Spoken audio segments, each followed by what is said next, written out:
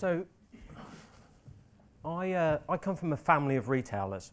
And my father, who runs a few shops, he says to me, there's never been a more crazy time to be a retailer. It's never been more difficult to make decisions, the complex, chaotic decisions they have to make.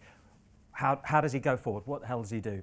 And he says that back in the day, it used to be simpler. Back in the day, you used to stand there in a retailer, you'd have all the products behind you, you'd have a counter in front of you, the customer would have to come in, ask you for whatever it is that they wanted, and you would decide what they had and you'd hand it to them. But the story of the last few decades in retail has been one about the empowerment of customers. And so as soon as you take away the counter and you start letting them play with the products in store, it all changes. Decision-making changes for the retailer. It's much more nuanced, much more complex. And that really reaches its zenith with the digital revolution. So this is what Howard Schultz says. He says, overnight, the digital age changed the course of history for our company. Everything that we thought was in our control no longer was. And this is what we see again and again. So at Valtech, we work with companies to help them understand, okay, so there's this thing, it's disruption, we all know it, right? The internet's probably going to be a thing. So we need to actually make decisions. But what do we do? How do we move forward? And of course, every brand is different and every business strategy is different. But we think there are three pillars that underpin every single business strategy in how to make sense and understand this world and make decisions. And those are the three things I want to talk to you about today. They're orchestration, integration, and evolution. So first up, orchestration. So the principle of orchestration is to say that it is virtually impossible to gain competitive advantage in a modern world unless you can orchestrate and design services around a consumer. Orchestrate experiences across time, across channel, across device, across territory. So what I want to do is give you an example of a brand that didn't get it, an example of a brand that did understand the importance of orchestration. So we had Instagram on the stage earlier with a great talk. So Instagram, as many of you will know, was sold for $1 billion in 2011. In that exact same year, Polaroid went bust. And some of you look far too young to remember this, but Polaroid was this fantastic thing that it sounds stupid now, but within 5 minutes you can have an instant picture. And Polaroid had so much brand nostalgia and still does. It's a fantastic brand. Many people love it. My friend, and this is an on-scale true story, has a Polaroid loo roll holder. And in 2011, when Instagram was sold, and Instagram, what it does effectively, as the previous Tracy was talking about, it overlays a filter on an image. What do you think the most popular filter in 2011 was? Polaroid. So what does that tell you? That tells you there's all this brand nostalgia. People love this brand. There's no reason to have that thick white stripe if you're not going to hold the photo and shake it. People are doing it because they love the brand. So why did it go bust? It went bust, if you ask me, because Polaroid forgot about orchestration, or at least they didn't understand. They thought their job was about manufacturing cameras and developing celluloid, but it wasn't. Their job was capturing memories. And more than that, capturing memories and sharing them instantly. That was it. They were the Instagram for an analog world. But they didn't have a direct relationship with customers. So they went on producing great cameras, developing great celluloid, but the customers changed. And the empowerment of the customer, they weren't orchestrating experiences in the same way Instagram was. And this impacts retailers. So I know retailers choosing how to better understanding of customers because of the store. But the next year, in 2012, HMV goes to the wall. HMV goes to the wall, even though it had a retail store on every single high street in the UK. And in that same year, a manufacturer in Apple, who'd been in the business less than 10 years, who'd been in retail less than 10 years, did $19.1 billion just on music sales. A manufacturer with a direct relationship to the customer and a different way of orchestrating the experience for them. That's 2012. In 2013, Blockbusters goes to the wall. Blockbusters had 9,000 stores. But they honestly thought that their business was actually taking DVD boxes and putting them on the shelf.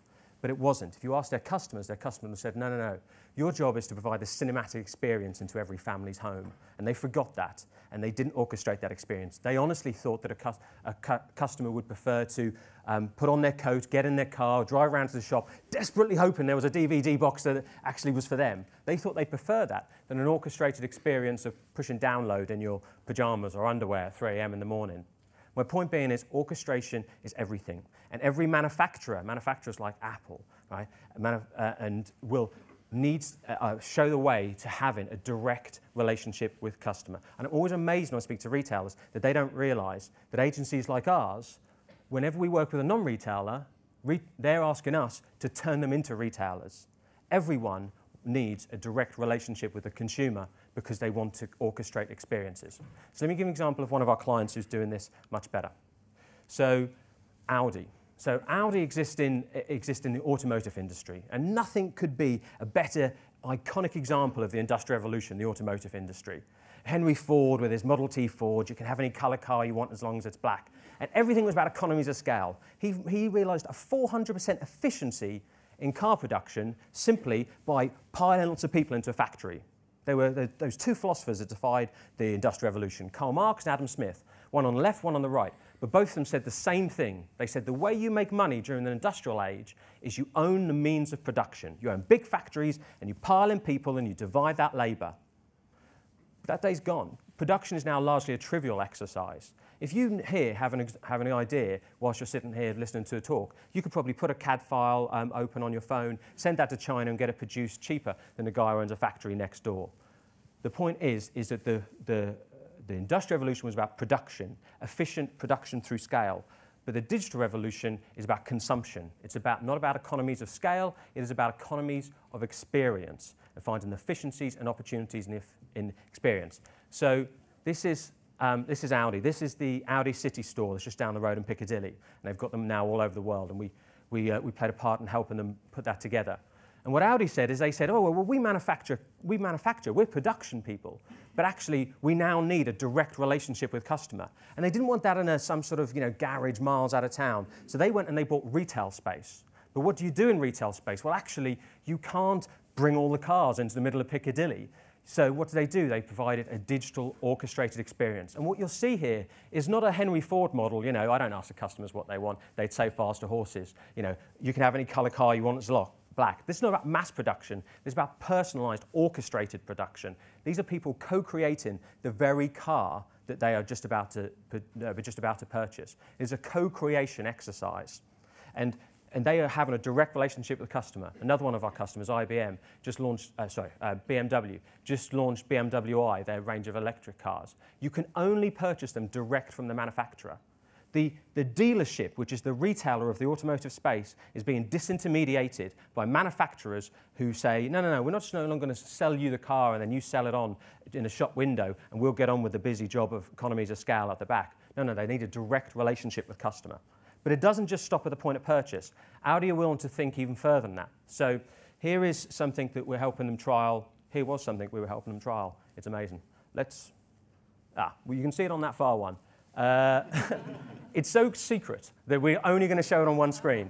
But this is something we're doing in the Nordics out of our Swedish office. We're helping them. We built this little black box, and it's got some iBeacons and some software, some crazy stuff in it, and it recognises when you're close to your car.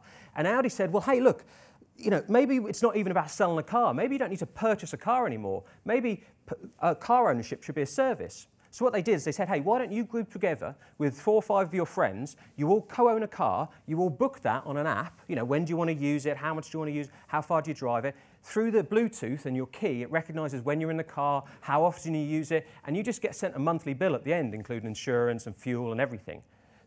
And so what they're able to do, people look for a car for about 3 months and don't look for a car again for 5 years. But what they now have is a direct relationship with customer every day, knowing how they use their car. They can recommend and swap in different cars.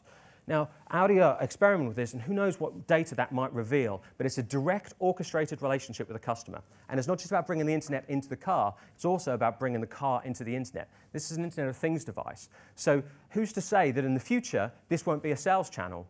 So one of the other things we did is we just helped Qantas launch a new range of in-flight entertainment. And what that's about is actually bringing your personal device, your iPad, your mobile, sticking it into in the plane's Wi-Fi. So our plane's a future sales channel. Why? If I car and you know everything about me, where I am, where I'm going to, what I've been researching, and it's also the car's connected to Facebook through Audi Connect. So that's an awful lot of research, and I would argue in many cases that might be much more valuable research than something like a club card or a loyalty card and knowing what I purchased 6 months ago.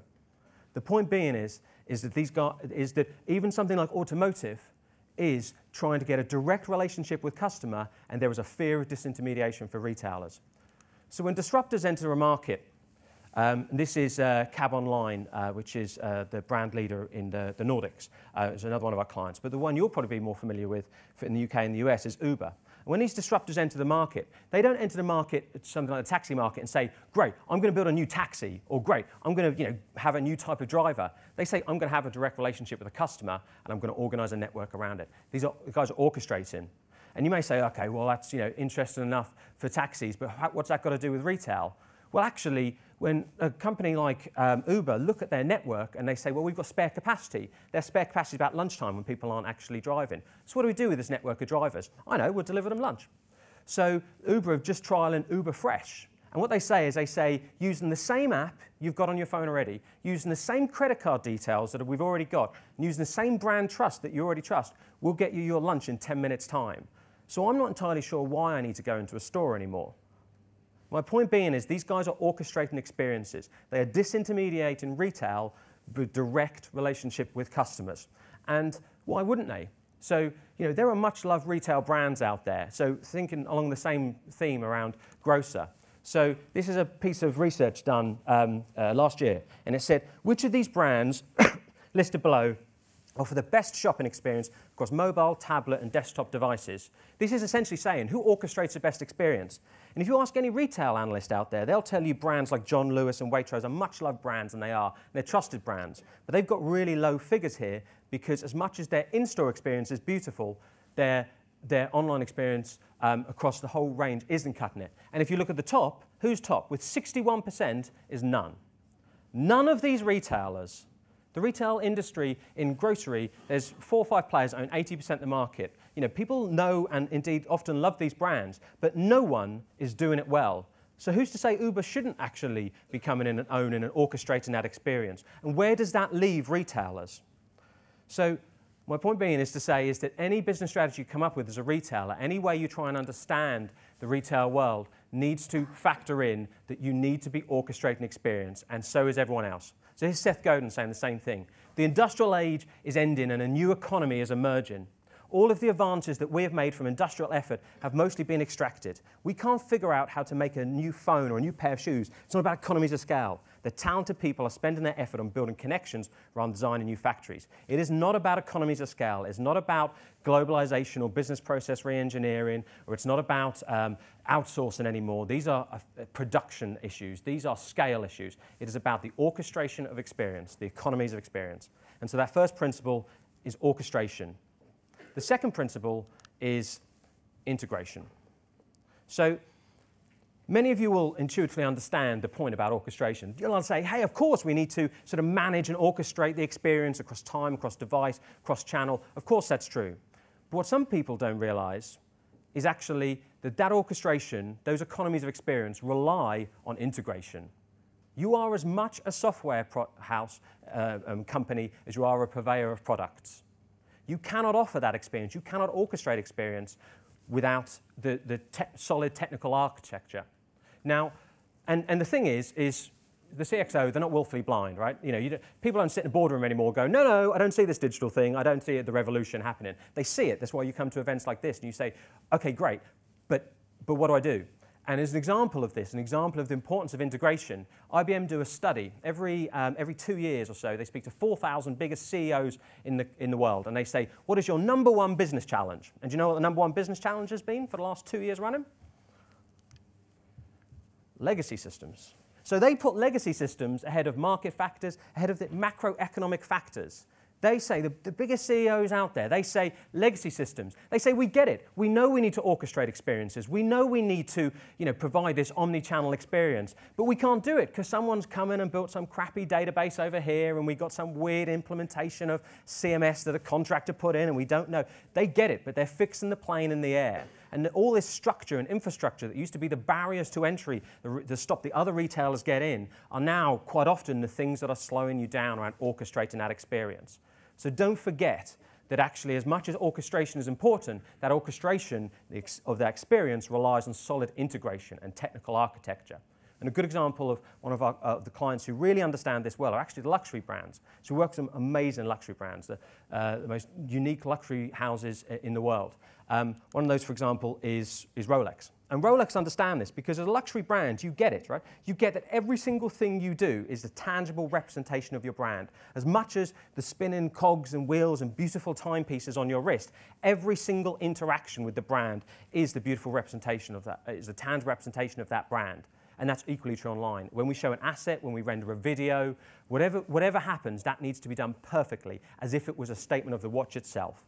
And we've just finished laying in some complex technical architecture and a global platform for them because they fundamentally understand the importance of technical architecture to orchestrating experiences. And just finally, the last principle is evolution. So if you need to orchestrate and you need to integrate, then you also need to factor in evolution. So this is the slide when I prove my dad wrong, right? This is the slide when actually I say to my father that in fact he was wrong and Howard Schultz was wrong. This isn't the worst time to make decisions if you're a retailer. It's actually the best time. In the midst of disruption, it's not the worst time, it is the best time to make decisions. So I won't bore you with this, but ever since we discovered chaos theory, about 5 decades ago, we realized the world was far too complex and we could never guess it, no matter how clever you are. Even if you're clever like David, you can never get it. So what do you need to, so they looked for all these areas of science, complexity theory, for example, started looking at and saying, okay, so how do you make decisions in this world? And actually the same answer came back. Every single time we have dealt with disruption and we've made sensible decisions, it has been because we've used feedback loops. We've used feedback loops, whether that's something like a weather system dealing with wrestling with chaos, whether that's something like organic life using the feedback loops of natural selection, whether that's something like the scientific method, discovering experimentation and advancing human knowledge. It's always been the same thing. And more recently, open source programming, where you improve and you feed back to the core, or something like agile programming. And this was popularized recently by a lean startup, but I actually think that the best popularization of this is on the next slide by Taleb. There you go, boom, is anti-fragile. I don't know if any of you read this book. And what he points out, because of his background in maths and chaos, is actually the opposite of a fragile decision, the opposite of a bad decision, the opposite of a decision that is damaged from disruption is not something that is robust, that is resilient, but it's actually something that's anti-fragile. It's actually something that strengthens. So think about your bones. If you don't use your bones, if you don't impact your bones, then actually they grow brittle. But if you impact them, they grow stronger. Same as your brain. The more you use your brain, the stronger your neural pathways are. They don't wear out, they wear in, and so should business strategy. So the decisions you need to be incremental, you need to iterate, you need to go through these. And a good example of one of our clients doing that is Northern Copenhagen, who collect the data from different channels, so for example from the website, and they understand what's trending, what are people looking at, and that informs how they move things around the store and display those products. It's a learning, it's a test and it's a learn. But just to finish off, what I'm not saying is that this is a substitute, that optimization is a substitute for strategy. This is about refining the strategy. So in the immortal words of Jeff Gothel, left unchecked, everything on the internet optimizes to gambling or porn, right? It's not a substitute for a vision or for brand values. It's just to say that we should benefit and learn from the feedback. So there's 3 pillars. Number 1, differentiation comes from orchestrating experiences around customers. Number 2, realizing those economies of experience relies on technical integration. Number 3, decision-making can benefit from your disruption. Your strategy should evolve through feedback. And I won't go into it now, but that's all wrapped up into an agile marketing framework and that we talk an awful lot about. So thank you very much.